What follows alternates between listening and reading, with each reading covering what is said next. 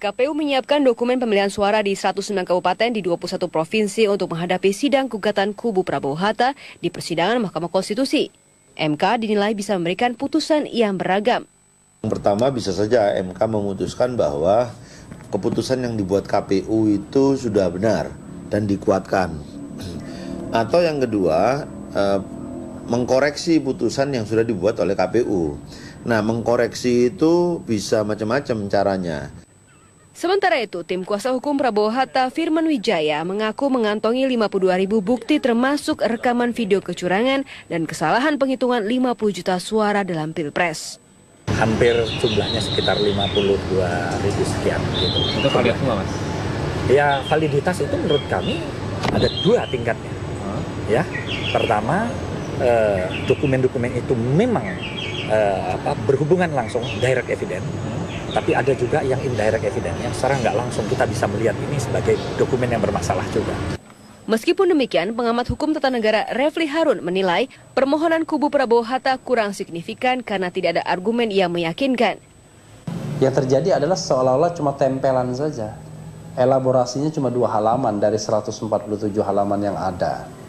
Nah, saya menduga sebenarnya ini sekedar entry point saja. Artinya data mengenai bahwa mereka unggul itu saya kira data yang barangkali sedikit ngarang ya.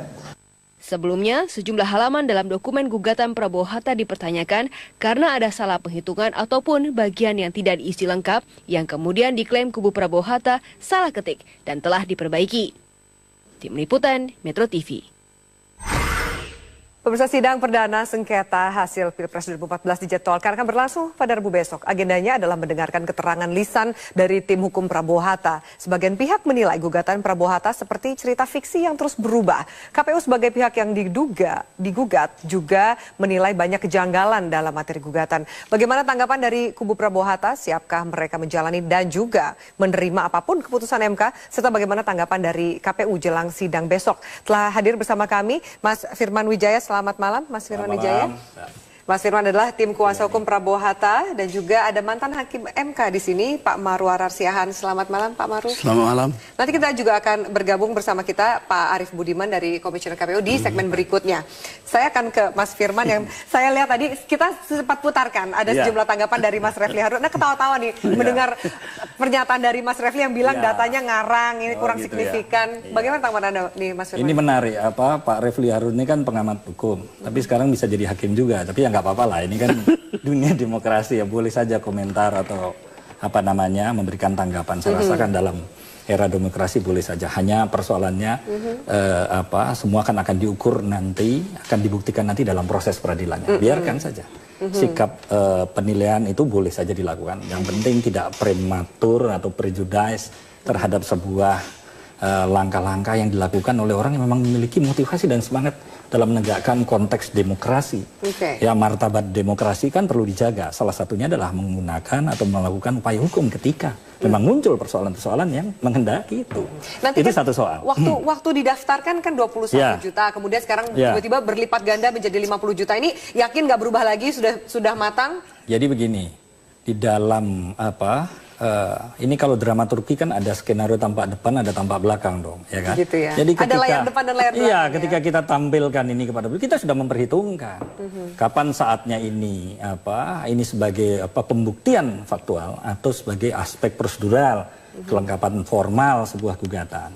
Mungkin yang dilihat dibaca oleh Pak Refli Harun itu adalah apa yang secara formal. Karena ketentuan 3 kali 24 jam kita sudah menyampaikan itu kita sampaikan. Tapi aspek pembuktian evidensial itu terkait dengan dokumen-dokumen, ini ada 2 yang kami bagi sebenarnya. Ada yang bersifat silent evidence, dokumen pembuktian yang tidak berbicara, data, fakta-fakta yang kami sudah kumpulkan hampir di sebagian besar TPS di Indonesia. Ada yang speaking evidence, testimonial, kesaksian, bahkan keterangan-keterangan yang ekspor menyangkut persoalan-persoalan ini. Nah, ini yang saya rasa pasti Pak Marwarar paham. Oke, saya tanya langsung, yang expert katanya. Pak Maru, bagaimana tanggapan Anda? Melihat ada sejumlah juga opini yang sudah mulai berkembang soal gugatan ini. Ya, jadi kalau saya sebenarnya tidak membaca betul itu permohonan dari pasangan calon nomor 1 ini. terutama dari Pak Firman apa yang dijelaskan tadi, saya kira memang kalau kita melihat daerah wilayah Indonesia yang begitu luas, maka dari sudut jumlah TPS yang harus dihimpun alat buktinya, ini sebenarnya suatu tugas hampir seperti mission impossible sebenarnya.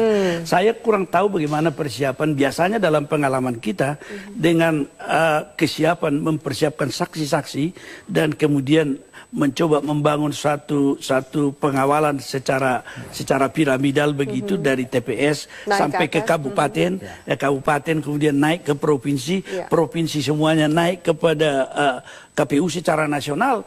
Itu memerlukan suatu alat bukti yang dahsyat sebenarnya. Jadi kalau di dalam satu permohonan sengketa pemilu seperti ini, terutama Pilpres, dia pemohon harus menguraikan adanya kesalahan penghitungan yang dilakukan KPU, kan? Kemudian dia mengatakan penghitungan yang benar adalah versi ini. mereka, gitu kemudian tentu saja ya sah saja misalnya kalau tadi itu mengejar satu tenggat.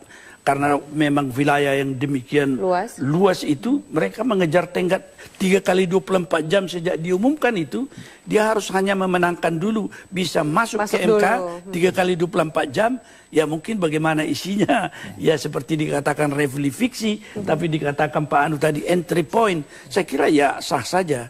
Tetapi biasanya kalau pengalaman kita mengatakan sangat dahsyat untuk mampu membuktikan hal semacam ini, terutama dengan selisih suara yang dihitung oleh KPU itu sejumlah 8 juta kurang lebih. Betul. 8 juta.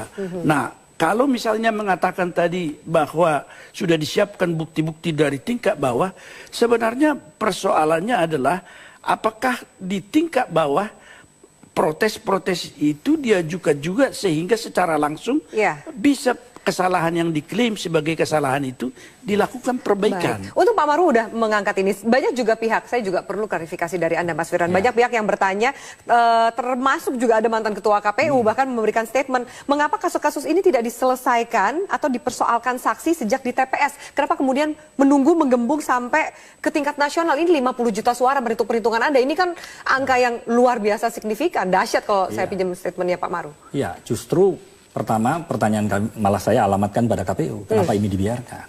Saksi Anda, bagaimana komentar dari saksi? Nah, ini yang tadi saya katakan. Secara pembuktian ada dua tadi. Ada yang bersifat silent evidence, ada yang testimonial. Nah, ini yang sebenarnya sudah muncul sejak komplain awal di Panwas. Bahkan sampai muncul apa yang namanya rekomendasi Bawaslu. Ada tradisi yang buruk, Bapak, dalam birokrasi atau manajemen pemerintahan kita. Kalau yang namanya rekomendasi dianggap enteng. Hanya sesuatu yang rekomendatif. Tidak bersifat imperatif, bisa dilakukan, bisa tidak. Nah, ini aspek inilah yang kemudian menimbulkan soal proses berikutnya. Nah, satu sisi. Kemudian ada apa yang disampaikan oleh beliau tadi menarik. Ini pekerjaan yang begitu berat. Apalagi tenggat waktu 3 kali 24 jam itu ya Pak. Kadang-kadang rasio legisnya agak sulit di ini. Kenapa kok hanya diberikan syarat 3 kali 24 jam?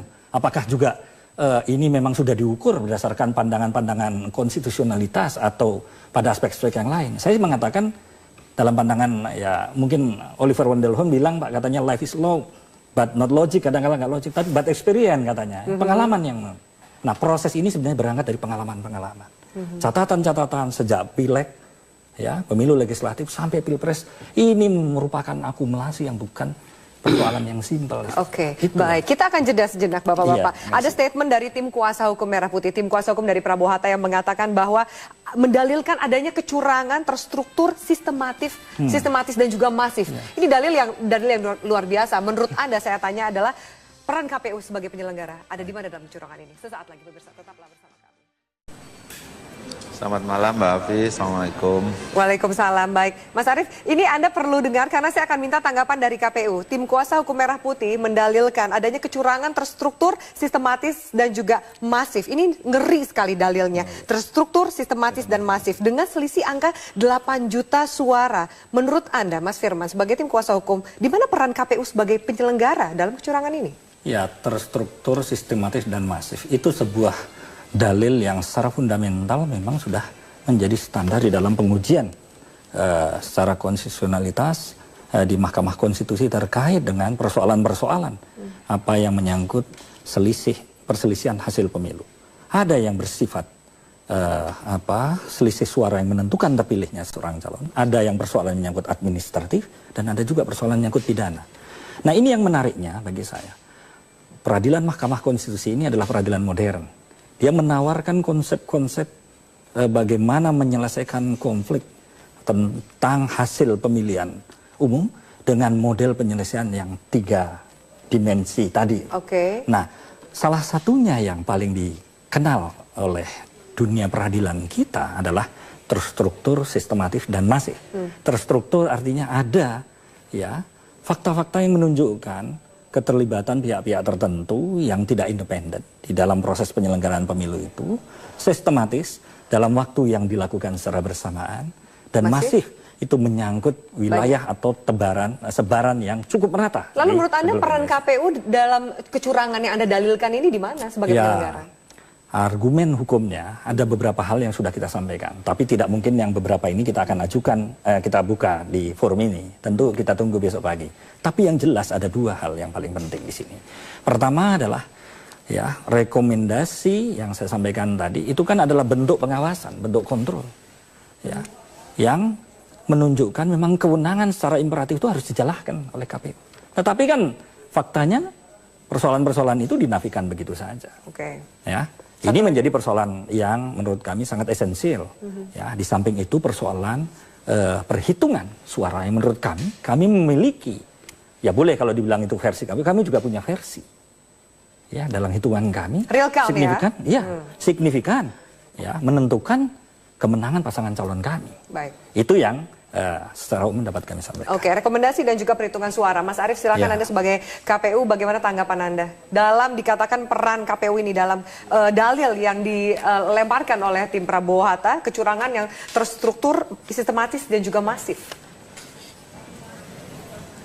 Ya, pertama untuk terstruktur, sistematis dan masif itu biar mahkamah sajalah nanti yang kemudian menyimpulkan apakah memang kemudian terjadi yang demikian atau tidak gitu ya. Karena menurut saya KPU tidak patut untuk mengomentari apakah dugaan tersebut benar atau tidak. Tetapi yang ingin saya sampaikan, kalau saya tidak salah, istilah terstruktur, sistematis dan masif itu muncul pertama kali pada saat pemilihan gubernur Jawa Timur tahun 2008 yang lalu. Nah, biasanya yang diduga melakukan pelanggaran secara terstruktur, sistematis dan masif itu adalah kompetitornya. Kompetitor diduga melakukan upaya-upaya pemenangannya dengan cara yang tidak benar dan itu bersifat terstruktur, sistematis dan masif. Tetapi dugaan itu biasanya tidak terjadi pada KPU gitu ya.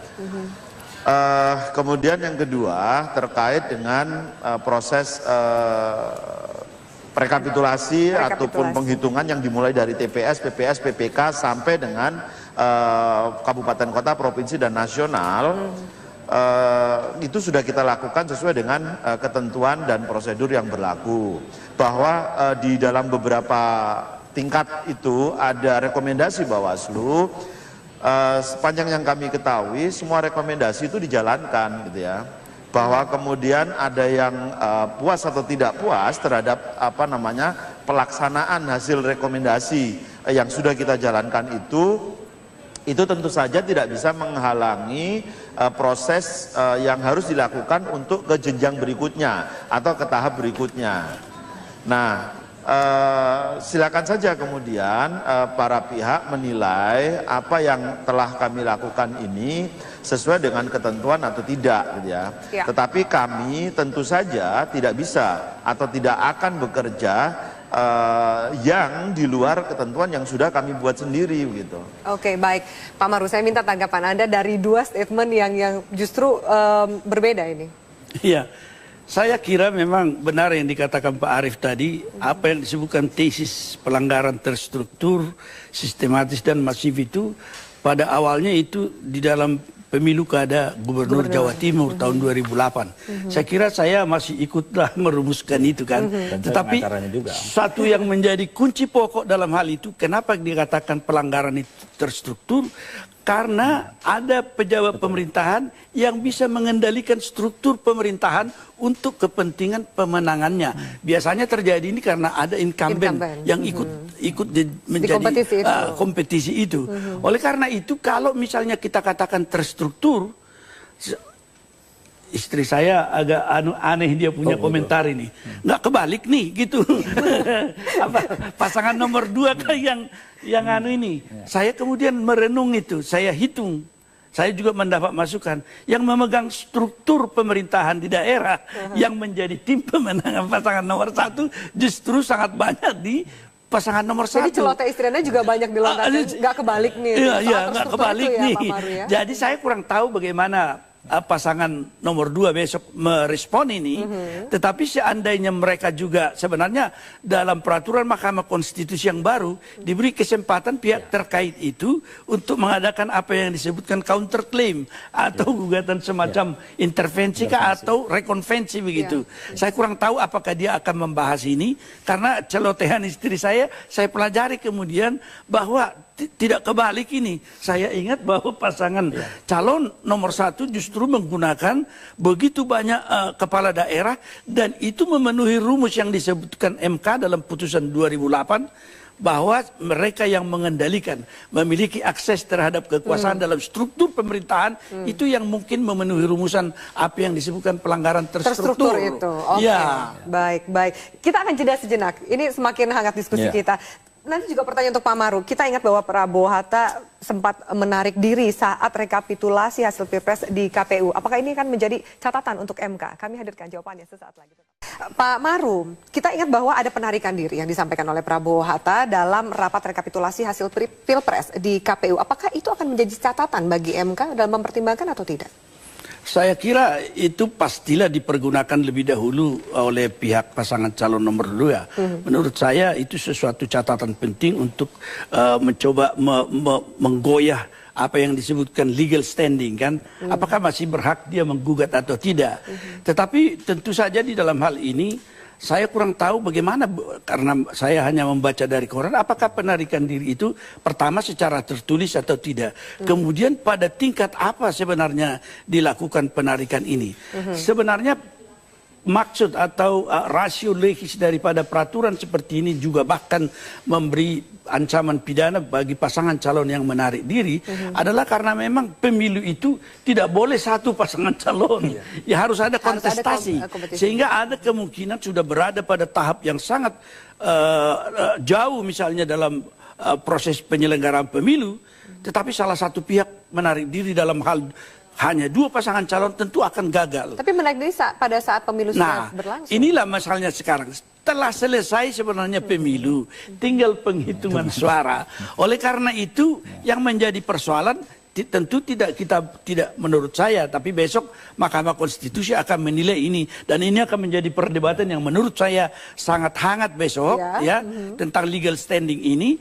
Tetapi intinya menurut saya Mahkamah Konstitusi harus menentukan sikap apakah memang dia memiliki implikasi terhadap hasil atau dia hanya terhadap proses. Jadi kalau terhadap proses tidak ada lagi pengaruhnya, maka menjadi soal sekarang, bolehkah lagi pasangan calon nomor 1 yang sudah menyatakan lepas daripada lisan atau tertulis sudah menarik diri, mempersoalkan lagi hasil yang dia sudah menyatakan tidak mau lagi ikut dalam soal itu. Apakah itu boleh? Dengan ada masuknya gugatan, berarti Anda legal standing dan pemahaman ini, penafsiran ini berarti bisa gitu? Jadi meskipun sudah terjadi penarikan ada prinsip yang namanya nemo lux alterus profligate debat.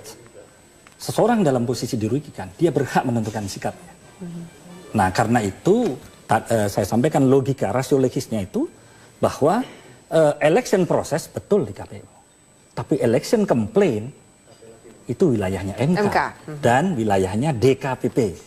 Nah, soal yang tadi beliau sampaikan betul. Ada yang menarik juga. Kenapa seseorang menarik diri? Sama dengan pertandingan sepak bola juga. Kalau ternyata wasit itu kemudian dianggap unfair, makanya kami mengatakan ini ada semacam unfair prosedural, ya, unfair prosesual. Maka mekanisme komplain itu dimungkinkan menjadi paket yang tidak bisa dipisahkan dari election proses itu sendiri. Itu legal argument. Itu legal argument dari Anda. Baik, Mas Arief masih bersama kami? Ya. Iya, Mas Arief, Ada juga dilakukan pendaftaran tim hukum Jokowi JK sebagai pihak terkait yang dimaksudkan untuk memperkuat penetapan yang diputuskan oleh KPU. Bagaimana Anda melihat adanya pendaftaran tim hukum Jokowi JK ini? Wah, ini sudah kewenangan Mahkamah Konstitusi, ya. Siapapun yang mau mengajukan sebagai pihak di dalam proses persidangan itu, kami serahkan saja ke Mahkamah Konstitusi. Apakah Mahkamah Konstitusi kemudian mengizinkan atau tidak mengizinkan, ya silahkan saja pada proses pengadilan. Sama seperti ketika para pihak mengajukan saksi, mengajukan ahli, gitu ya, silahkan saja.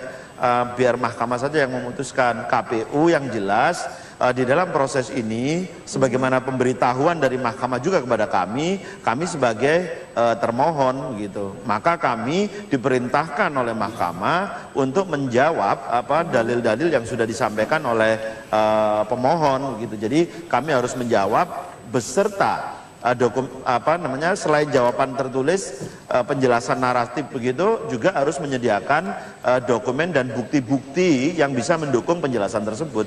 Jadi tugas kami sebagai KPU dalam proses persidangan ini itu saja nanti. Oke, tapi menurut Anda sendiri gugatan yang dilemparkan oleh tim Prabowo Hatta seperti apa sih, Mas Arief? Pendapat Anda? Karena gugatan sudah masuk dan KPU sudah menyiapkan jawaban, nanti biar proses persidangan saja yang menilai ya. Oke. Saya tidak ingin menilai itu. Baik. Kembali ke Pak Maru. Pak Maru, apakah pernah ada pengalaman, kita tahu bahwa selisih dari perhitungan KPU adalah 8 juta suara, kurang lebih lah seperti itu. Sementara perhitungan ada kecurangan sekitar 50 juta suara yang diajukan oleh tim Prabowo Hatta. Apakah pernah dari pengalaman Anda, atau mungkin juga catatan pengalaman di MK, terjadi pasangan memenangkan gugatan dengan selisih suara yang sebenarnya cukup besar, yaitu 8 juta? Saya tidak pernah mengalami, dan juga dalam pengamatan saya belum pernah terjadi lah dalam satu selisih suara yang sedemikian besar. Dan biasanya di dalam selisih yang besar seperti ini, jikalau di tingkat awal di dalam klaim misalnya dia menyatakan bahwa dia hanya, saya kurang tahu bagaimana petitumnya pasangan nomor 1, apakah dia mengklaim juga bahwa selisih suara yang sesungguhnya dia miliki adalah misalnya di atas 8 juta, saya kurang tahu. Tetapi kalau di bawah itu, MK dengan cepat bisa mengatakan ini permohonan tidak dapat diterima karena tidak signifikan. Kalaupun misalnya diberikan 5 juta, kalau dia klaim 5 juta, diberikan 5 juta selisihnya masih 3 juta, nggak perlu repot-repot mengadili perkara itu. Sudah bisa nyatakan NO. Saya kurang tahu bagaimana, belum saya baca. Maksud dari signifikan itu seperti apa sih Pak? Mungkin juga perlu diperjelas. Bukti yang signifikan dengan saksi yang bisa dipertanggungjawabkan itu. Ya, kalau signifikansinya itu artinya bisa dia mempengaruhi terpilih atau tidak. Misalnya kalau di dalam hal ini 8 juta, tentu harus dia tambahkan 8 juta tambah 8 juta 1 suara. Itu yang disebutkan bahwa signifikansinya sehingga dia bisa mempengaruhi terpilih atau tidaknya pasangan yang ditentukan KPU itu. Sehingga perhitungan KPU bisa dibatalkan. Kalau dia menghitung misalnya hanya dari awal di dalam petitum bahwa penghitungan yang benar adalah sekian itu, sehingga selisihnya hanya 5 juta, gak usah repot-repot MK itu. Langsung dia bilang, wah ini permohonan Anda tidak signifikan. Kita berikan saja 5 juta sama Anda, tetap selisih masih 3 juta. Pak Jokowi ya sudah, ngapain repot. Masih menjadi presiden terpilih. Masih presiden terpilih. Itu yang saya kira dalam pengalaman kita yang terjadi tentang hal itu. Baik, Mas Firman mau menanggapi? Ya, saya pikir ada yang menarik dalam perkembangan peradilan konstitusi. Ada putusan nomor 45 dan 75 yang menurut hemat saya, mahkamah ini sedang bergerak tidak saja sebagai judicial calculator, tapi bisa menjadi judicial investigator dan judicial evaluator. Dalam pertimbangan ini dia mengatakan, memutus hasil pemilu kada tidak hanya menghitung kembali soal penghitungan suara, tapi menggali keadilan yang menilai, mengadili proses pemilihan dapat mempengaruhi hasil penghitungan yang diperselisihkan. Artinya, sehingga pelanggaran-pelanggaran baik pelanggaran administratif maupun pelanggaran pidana menyebabkan terjadinya hasil penghitungan yang kemudian dipersengketa harus dinilai untuk menegakkan keadilan. Jadi ada aspek keadilan juga. Itu yang saya katakan ada pergeseran. Ya, tren, ada legal trend daripada peradilan Mahkamah Konstitusi. Bukan tidak mungkin bisa terjadi sebagai apa yang terjadi di Amerika, ada vote by the judge. bahwa hakim bisa juga menentukan presiden yang sah di luar apa yang ditetapkan KPU. Ini sebuah Tapi proses barangkali demokrasi saya melalui komen peradilan. juga itu Silakan. bahwa hal seperti itu diakui juga. Ya, itu barangkali betul, dikutip benar. putusan nomor 45 kalau nggak salah itu Ya. Kota Waringin ya. Iya, iya. Ya, Dan tetap- 75 ada 75. Ya, tetapi tetap juga bahwa pelanggaran itu Ya. menunjukkan signifikansi Oh ya. atau pengaruhnya terhadap Ya. perolehan Ya. suara. Ya. Dan disinilah yang sulit sebenarnya pembuktian itu. Kalau ada pelanggaran seperti disebutkan oleh Mas Firman di banyak tempat, bagaimana pengaruhnya terhadap perolehan suara? Ya kemungkinan bisa saja terjadi itu, tetapi dia tidak bisa membuktikan di atas 8 juta. Apa gunanya itu? Untuk Ya. apa? Walaupun secara realistis memang kita sudah ajukan pembuktian itu sebagai dasar bahwa memang suara signifikansi itu kami sangat dirugikan Iya. dalam proses. Makanya objek litisnya itu adalah berita acara hasil penghitungan suara dan penetapan penghitungan suara. Ada juga kemudian tim Anda melaporkan Ketua KPU dengan adanya surat edaran KPU nomor 1446 25 Juli terkait dengan pembukaan kotak suara. Kita akan tanya jawaban dan juga tanggapan dari Mas Firman dan juga KPU. Sesaat lagi tetaplah bersama kami. Mas Arief, saya akan ke Anda terlebih dahulu. Ada surat edaran KPU nomor 1446 25 Juli terkait dengan pembukaan kotak suara. Ini juga dilaporkan oleh tim kuasa hukum Prabowo Hatta ke Bawaslu dan juga kepolisian karena dianggap KPU menyalahgunakan wewenang dan juga berpotensi untuk merusak barang bukti. Bagaimana tanggapan dari KPU sendiri? Ya, pertama terkait dengan proses ini sebetulnya kita mengeluarkan 3 surat. Yang pertama surat 1411 itu tanggal 18 Juli, kemudian kita keluarkan surat 1446 dan 1449 yang tanggal 25 Juli tersebut. Nah, kenapa kita mengeluarkan surat ini? Pertama memang berdasarkan pengalaman legislatif pemilu legislatif yang lalu terkait dengan adanya pengajuan sengketa dari para pemohon itu, memang kami butuh waktu untuk mempersiapkan jawaban dan menyediakan dokumen sebagaimana diminta oleh Mahkamah Konstitusi. Jadi ini bagian dari persiapan yang harus kita lakukan. Pada saat pemilu legislatif yang lalu hal yang sama kita lakukan dan itu tidak menjadi persoalan di Mahkamah Konstitusi. Yang kedua, selama proses rekapitulasi itu berlangsung, memang ada beberapa catatan-catatan yang itu kemudian menjadi catatan kita untuk kami persiapkan. Ya, apabila ada pertanyaan-pertanyaan, kemudian jawaban-jawaban yang harus didukung dengan dokumen. Nah, pasca dimasukkannya pengajuan sengketa oleh pemohon, KPU menerima salinan pengajuan sengketa itu dari Mahkamah Konstitusi dan Mahkamah meminta di dalam surat itu menyebutkan secara eksplisit agar KPU menjawab disertai dengan dokumen-dokumen untuk mendukung jawaban tersebut. Nah, dokumen-dokumen yang memang diperlukan itu ada di dalam kotak. Nah, surat itu sebetulnya meminta kawan-kawan KPU provinsi berkoordinasi dengan KPU kabupaten kota untuk membuka kotak mengambil dokumen itu A5 dan C7 bukan yang terkait dengan hasil penghitungan suara karena itu berada di dalam amplop tersendiri yang disegel yang dimasukkan di dalam kotak juga gitu ya. Nah, kami minta itu digandakan kemudian dimasukkan kembali ke dalam kotak dan digembok lagi. Dan ketika proses itu dilakukan berdasarkan surat 1411 kami juga memerintahkan KPU Kabupaten Kota agar menghadirkan panwas, saksi dan berkoordinasi dengan pihak kepolisian. Jadi cukup transparan sebetulnya prosesnya. Baik. Mas Firman, silakan Anda jawab. Itu tanggapan dari KPU. Ya, menarik memang. Saya pertama pertanyaan di muka adalah kalau nanti terjadi persidangan, apakah bisa dijamin otentisitas bukti yang diajukan KPU? Kan ada pihak-pihak yang ketika ini sudah dikatakan, terbuka, ini ada satu. Kepolisian. Ya, ini satu. Ya, kemudian kedua, ya, apa yang disampaikan tadi menurut saya, kita semua yang menjadi pihak saja punya data itu. Ini kan menjadi big question. Apakah ini tidak menjadi blunder? Satu sisi yang bisa kita lihat. Pada sisi yang lain, ada orang mengatakan ini moral panic.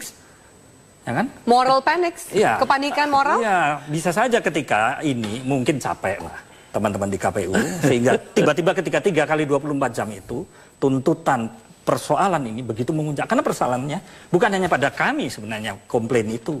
Komplain itu juga ada pada pihak tim Jokowi.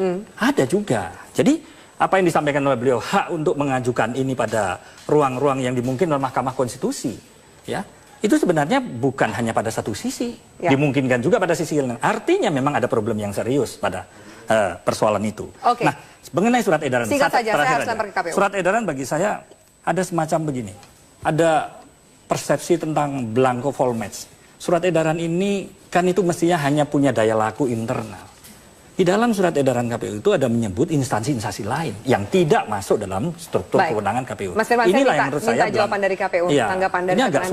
Silakan Mas Arief, singkat saja tolong ditanggapi. Soal ada moral panic di sini. Menurut saya enggak juga ya, karena ketika di daerah itu terjadi keberatan-keberatan, kami juga perintahkan di daerah, andaikan terjadi keberatan maka tangguhkan dulu.